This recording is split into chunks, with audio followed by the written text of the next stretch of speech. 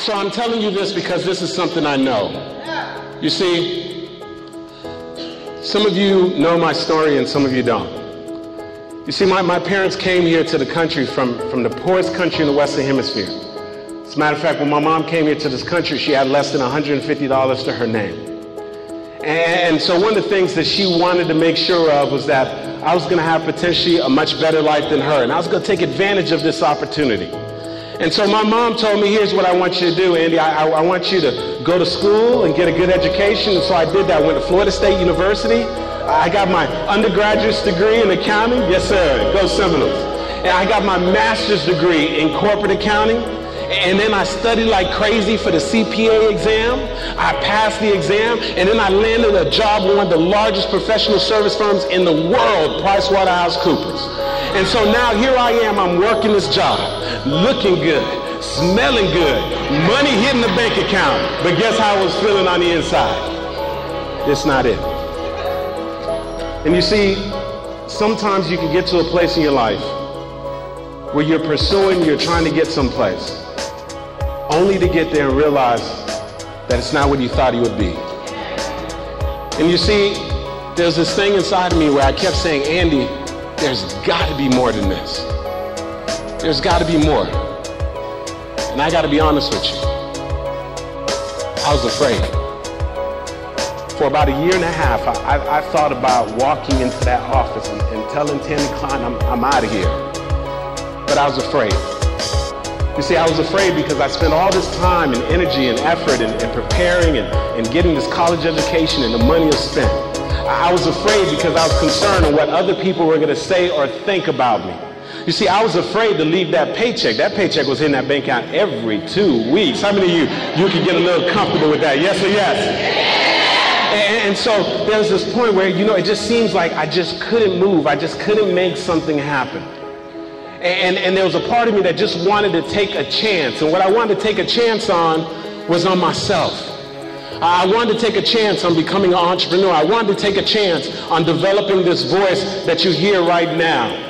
But here's what happened. I was focusing on all the things I didn't know. And you see, I didn't know if this thing was going to work out. I didn't know if this voice that you're hearing right now, if it was in me. I didn't know if there was going to be a way for me to be able to literally be able to change the legacy of my last name. I didn't know that I would have the opportunity to be able to fly all across the country and go to Fortune 500 companies and deliver keynote messages. I didn't know that I would end up on national television and be able to go to other countries. I didn't know. Why? Because I was focused on what I didn't know. But then something happened in December of 2004. Yeah.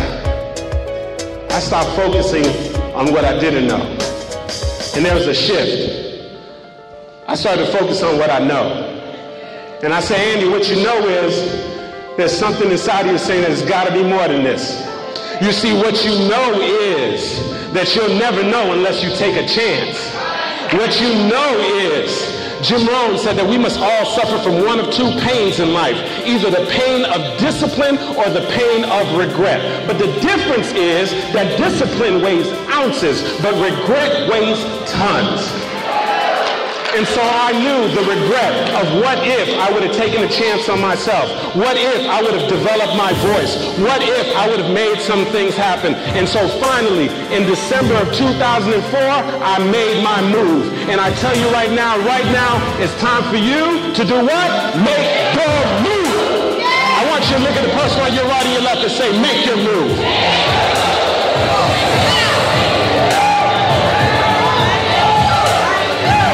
You got to make your move. You got to move on what you know. I want you to think about and jot down some things that you know, some things that you know that you need to do. Start making little notes, what you know. That there's some people who are counting on you. Write down what you know. What you know is that you've seen some of these checks that other people have made. You've seen them cross the stage. Dr. Lynn puts the numbers on the screen. I've been there.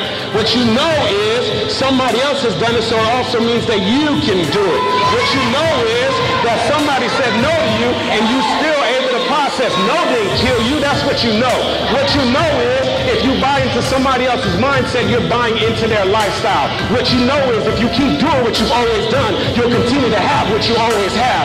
What you know is this is your time. Look at the person on your right and your left and say, this is your time.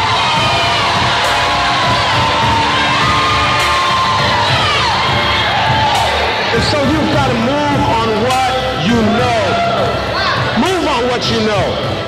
Because listen to me, when you move on what you know, trust me on this, things will become clear to you. The right people will begin to show up. All of a sudden, things will begin to shift. You'll begin to have a bigger vision of yourself and of this opportunity. When you move on what you know, even though somebody tells you no, you'll learn how to withstand it. You'll start having a different posture. You'll realize that they're not more important than your dreams. When you decide to move on what you know, all of a sudden now you begin to get your checks. All of a sudden you start to show up differently, not just in your Traci Lynn Fashion Jewelry business, but you start showing up differently in your life. And what happens is, here's what I know. What I know is this is your time. And I tell you, as much as you've chosen to be here, you were chosen to be here.